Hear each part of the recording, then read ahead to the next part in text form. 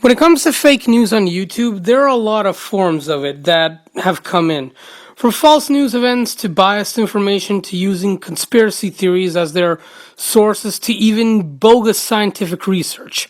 But the worst kinds, side note, the ones in my personal opinion, are the ones that try to talk about the military in their own form and spread their bias disguised as fact. The worst example is the Infographics show. Their military videos are quite awful and they provide no sources to any videos that they make. Not to mention any material nor any kind from any military experts. They merely talk about military training, tactics, and many other topics as if they were military experts themselves. It was really hilarious to see C.W. Lemoyne respond to their video about how to become a fighter pilot. Your hearing and vision better be laser sharp as well, with uncorrected 20/20 vision. Wrong, wrong, wrong, wrong. Wrong, wrong, wrong, wrong.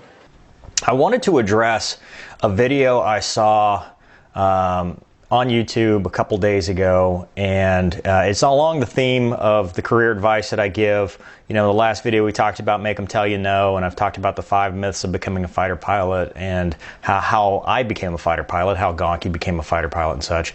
And I came across this video called "Could You Become a U.S. Military Fighter Pilot?" And the thumbnail said most don't have what it takes. So it piqued my curiosity because, you know, a lot of what I talk about is people that self-eliminate because someone or something told them that they didn't have a shot. So I wanted to see kind of what the most recent view on this is from somebody who probably has no qualifications whatsoever. Does anyone remember a previous video I did when it was questioned if it is possible to attack the US? Well, the topic that the Infographics show rants on about is this one, but is quite anger-inducing, and they claim that not only the US, but all of North America in general is literally impossible to attack in any form. Sadly, this is especially true for anyone not living in the North American continent. Historically, the Atlantic and Pacific Oceans have kept any foreign invader away from the shores of Mexico, the US, and Canada. And if you've seen our US versus the world video, then you already know that any offensive against North America is bound to fail, since the rest of the world simply lacks the transport capability or naval firepower to successfully land troops in the US or its friends Mexico and Canada. Yeah, what did I tell you? They're even so confident in their claim that they even made a video claiming that the US can beat the whole world combined, all while the US will escape relatively untouched. In our previous video, The United States versus the World, we showed you that in total global war against the US, the American military would be able to fight the world's militaries to a draw and prevent any invasion of the American homeland. This is due to 2 factors: the United States Navy and its transportation capabilities. Simply put, the world lacks enough military transportation capability and the naval assets to defend that cargo to ever threaten the United States. Guns aren't worth a damn if you can't bring them to the battlefield or if they get sunk en route. This video is to address the largely phony and possibly downright bogus information on military training related subjects of the Infographics show here on YouTube. And the very way I'll do it is by poking holes in all their little claims that the simple matter of oceans will not stop another antagonist world power from striking North American soil. Now, if I could redo the previous video on this topic, I would word it a little differently because there are some things I left out. Being Canadian myself, I will gladly talk about the cases of my favorite country fighting the patriotic fight on its own soil. And on top of that, all of this can be attributed towards the US as well. So yeah, we'll talk about the defense of Canada.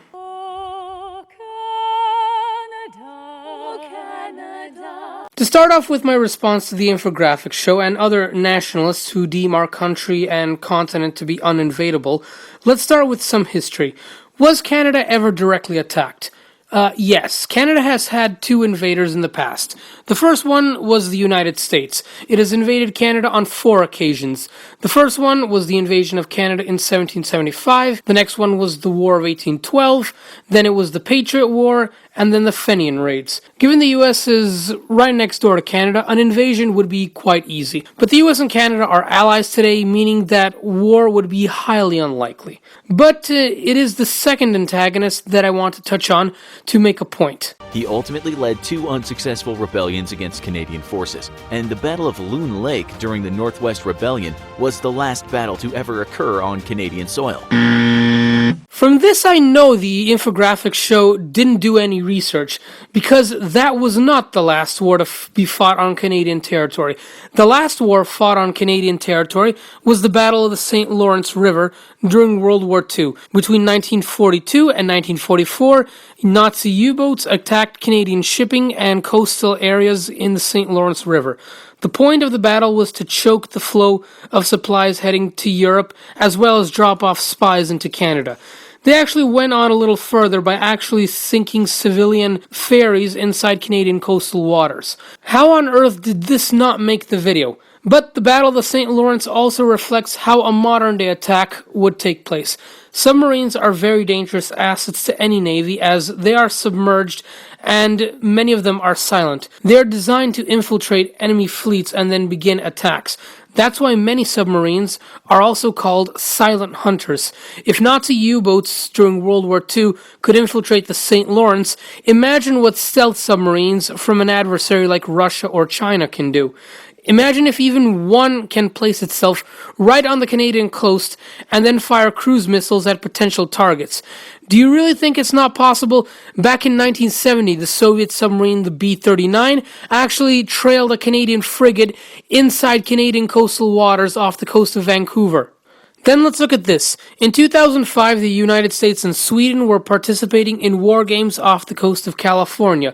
A Swedish submarine, the HMS Gotland, actually managed to sneak through formations of the U.S. 7th Fleet and snap several photos of the USS Ronald Reagan, which in wargaming terms means firing torpedoes that sunk it.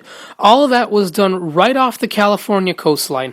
What's strange is that the Infographics show knows this. Alright, now that I've already given some light on the naval capabilities, let's tackle the main argument that the people like the Infographics show state. That is the geography argument.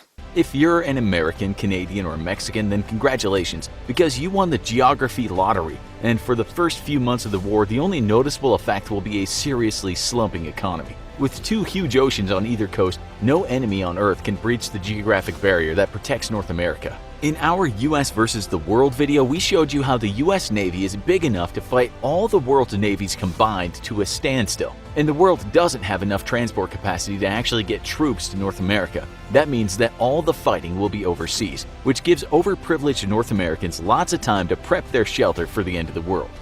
Another way I could go about this argument is with the question, is the Infographics show blind?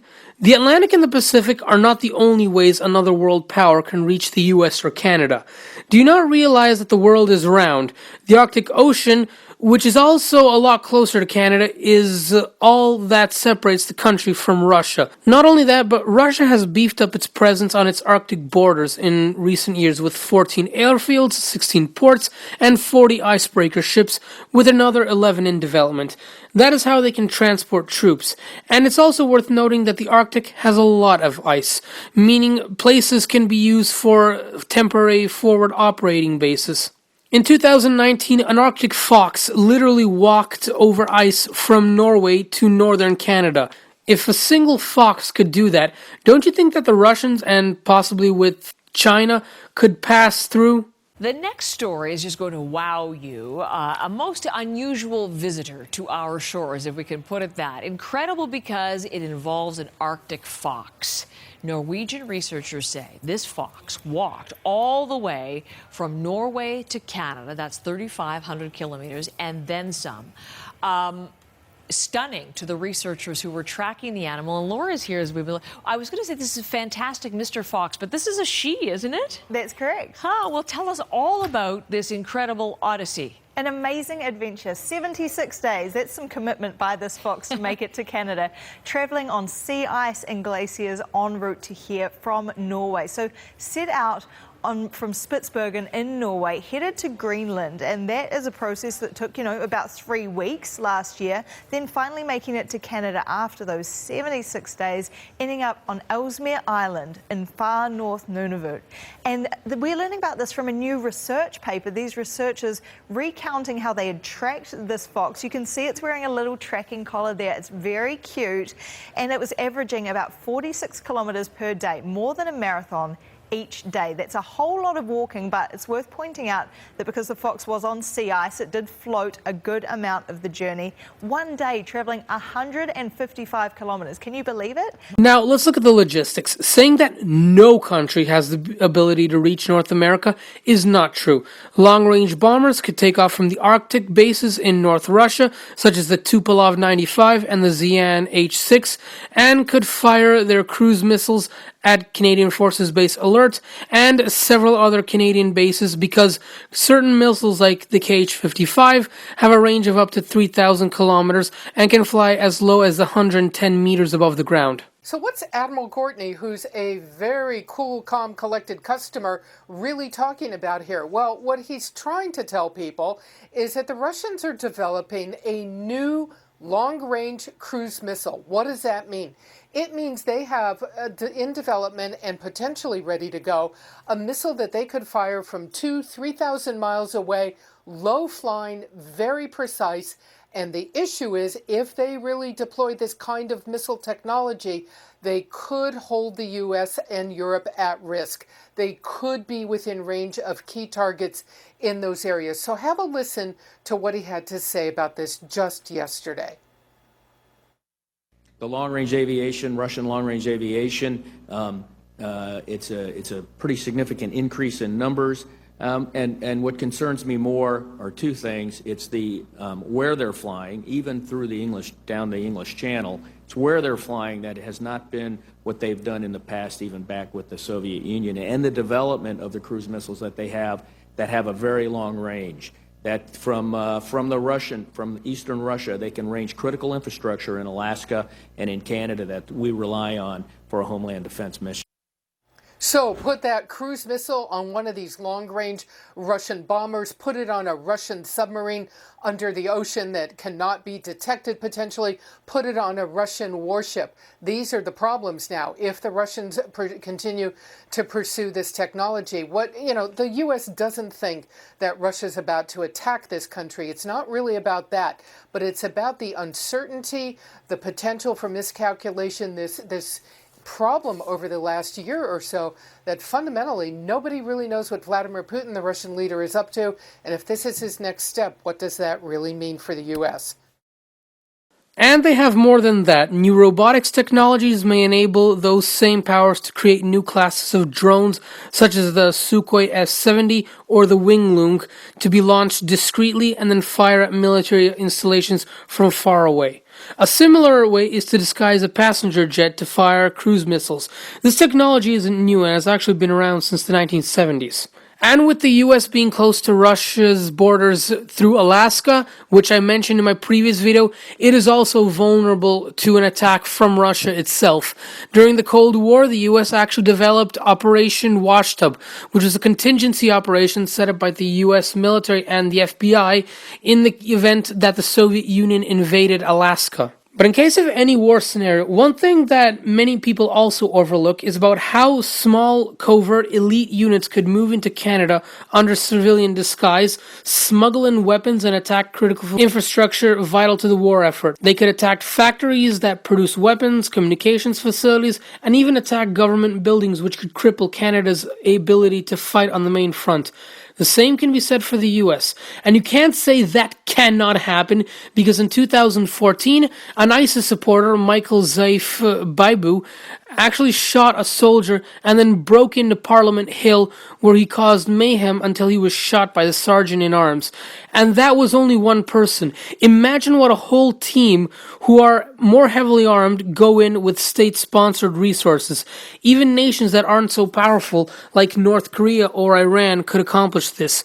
Qassam Soleimani, the guy who was killed in the drone strike, commanded the Quds Force.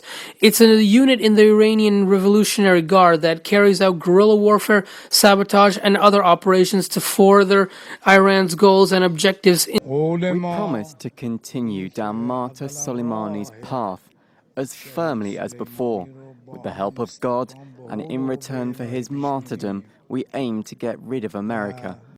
Now, people like the Infographics show might say that doesn't count. Their definition of an invasion is to march massive divisions into a conventional conflict with the goal of annexing the whole country. To them I say, what century do you live in? Wars are no longer mainly fought on the open field anymore, and the military isn't the only combatant in any kind of war. No one goes to war with the intention to create an empire or annex territory, with a few exceptions, that is. The deadliest and the main part of war is having small covert field units that will move in and strike critical areas covertly and cheaply. These small units are cheaper, they are easier to maintain, they're easier to hide, and they're just as effective. If Russia is going to invade Canada to take over its territory, it's only going to go after this area, because Russia is claiming Canadian territory in the Arctic, and this dispute continues to this day. Here is perhaps the most bizarre story we've heard about in a while. Staking claim to the North Pole. Russia is making a very bold move, planting its flag on the Arctic seafloor. It's a decision that has many nations up in arms, and Fox's Dana Lewis has the details.